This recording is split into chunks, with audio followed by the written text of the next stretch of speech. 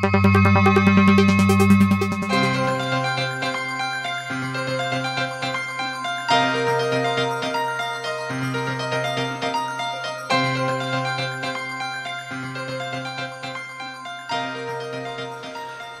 you for coming again today to hear what we're going to discuss with respect to Washington and Jerusalem and the relationship between Israel and America.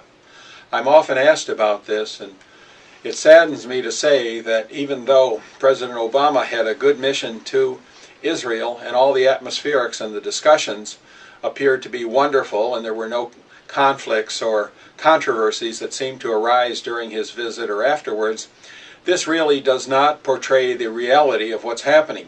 Behind the scenes, the United States, and particularly the State Department, are pressuring Israel to start peace negotiations again, even though the PLO, otherwise known as the Palestinian Authority, does not want to discuss peace and has not agreed to come and discuss peace.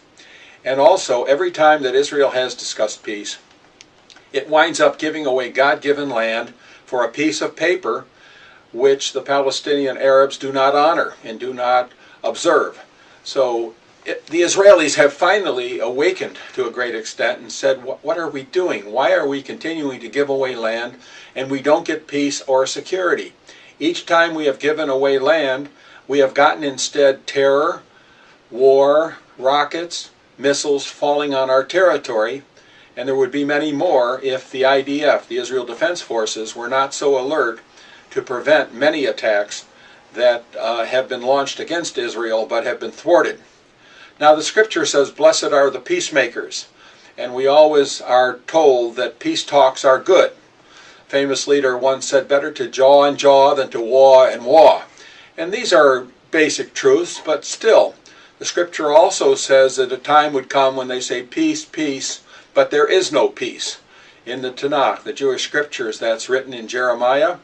And then in the New Testament, the scripture says, when they say peace and safety, behold, sudden destruction comes upon them. So we're at a time in the Middle East when, frankly, peace talks, nice as it might sound, and much as the nations of the world might be pressuring the United States to inveigle Israel into peace talks, they really are not going to produce a better situation.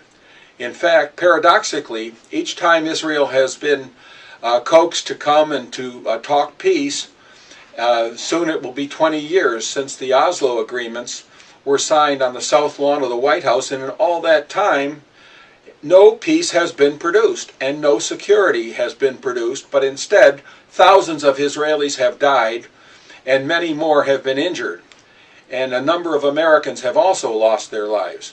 So whereas it sounds nice to say we're going to press Israel to make peace, there really is no peace to be made today. And there will not be any peace to be made until, frankly, the PLO, the Palestinian Authority, the Palestinian Arabs get their act together, until there is some authority that really is in charge of the day-to-day activities in Judea and Samaria, otherwise known as the West Bank, and Gaza. That day may come, but it does not look like coming yet. In a future Washington Bite, I will discuss the implications of our pressuring Israel to make peace on American security and American diplomacy. And without going into that today, I'll just tell you that bad as it is for Israel, for us to pressure Israel to enter into peace negotiations on the basis of the Saudi or Arab Peace Initiative, it will be even worse for the United States. So tune in for a further Washington Bite on this subject. Thank you very much.